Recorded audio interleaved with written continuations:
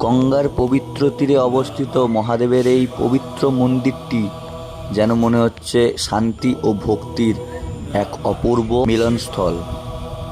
চারপাশে এক মনোরম ও প্রাকৃতিক দৃশ্য, আর তার পাশে গঙ্গার বুক চিরে নৌকার যাতায়াত এই স্থানকে আরও সুন্দর করে তুলছে। তাই আর থাকতে না পেরে ভিডিওটা করেই ফেললাম তোমাদের জন্য।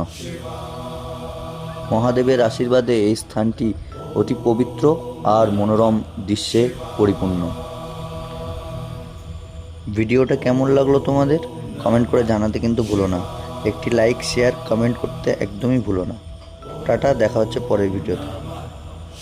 গঙ্গার পবিত্র তীরে অবস্থিত মহাদেবের এই পবিত্র মন্দিরটি যেন মনে হচ্ছে শান্তি ও ভক্তির এক অপূর্ব মিলনস্থল। চারপাশে এক মনোরম ও প্রাকৃতিক দৃশ্য, আর তার পাশে গঙ্গার বুক চিরে নৌকার যাতায়াত এই স্থানকে আরও সুন্দর করে তুলছে। তাই আর থাকতে না পেরে ভিডিওটা করেই ফেললাম তোমাদের জন্য।